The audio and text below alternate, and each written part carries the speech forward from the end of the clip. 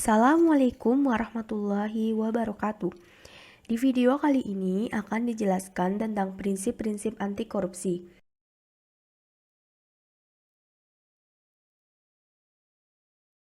Kami dari kelompok C kelas 2 MJRD dengan anggota kelompok Dwi Septiana Fadilah dengan NIM 215504451, Nila Sintarani dengan NIM 215504543, Nurindah Nitasani dengan NIM 215504560, Rafika Tri Agustina dengan NIM 215504574, Syalwa Briantika Dewi dengan NIM 215504613. Prinsip-prinsip anti korupsi. Yang pertama, akuntabilitas. Yang kedua, transparansi.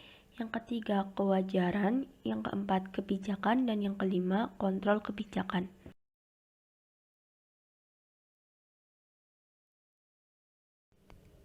Akuntabilitas.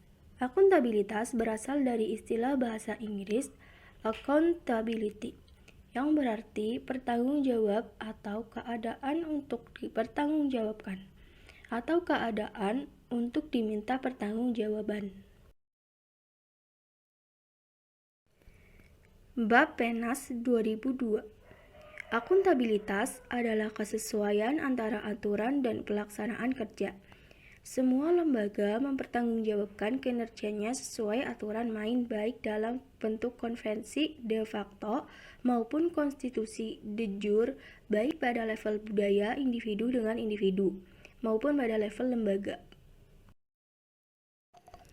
Jenis-jenis akuntabilitas. Yang pertama, akuntabilitas keuangan. Yang kedua, akuntabilitas outcome.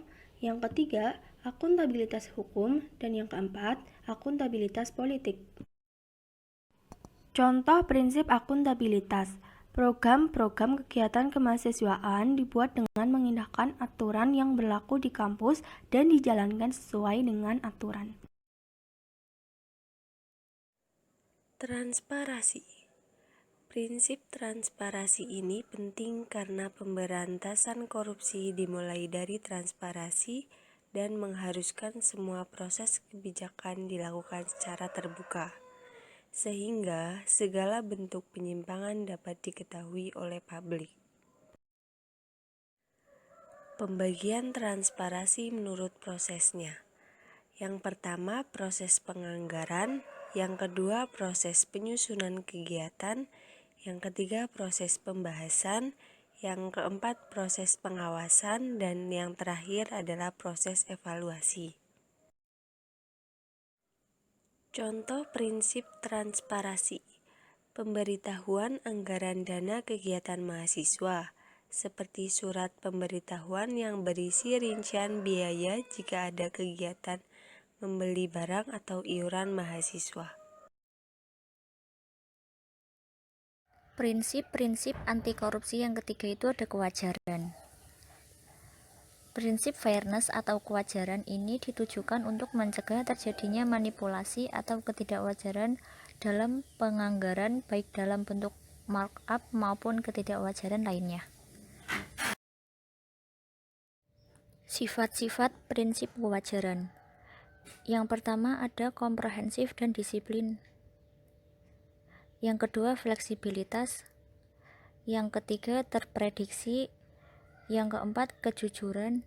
Dan yang kelima informatif. Contoh prinsip kewajaran. Yang pertama, membuat anggaran dana kegiatan yang sewajarnya sesuai dengan kebutuhan. Yang kedua, menyusun laporan pertanggungjawaban dengan penuh tanggung jawab.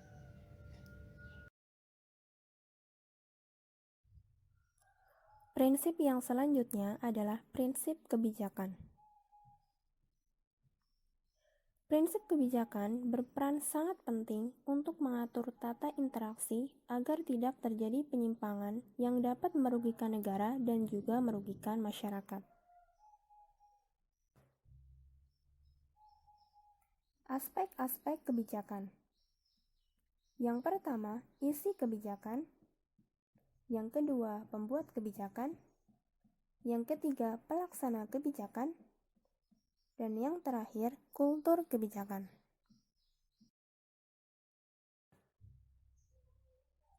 Contoh prinsip kebijakan. Mahasiswa membuat kebijakan atau aturan main tentang kegiatan kemahasiswaan yang mengindahkan seluruh aturan dan ketentuan yang berlaku di dalam kampus.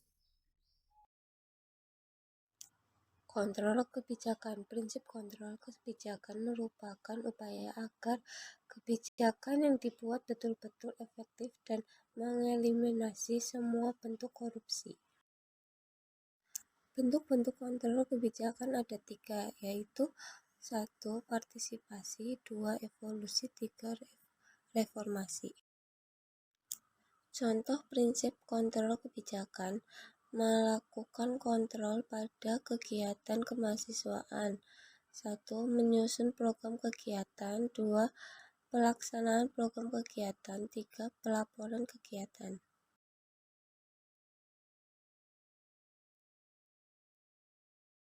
Sekian dari kelompok kami. Wassalamualaikum warahmatullahi wabarakatuh.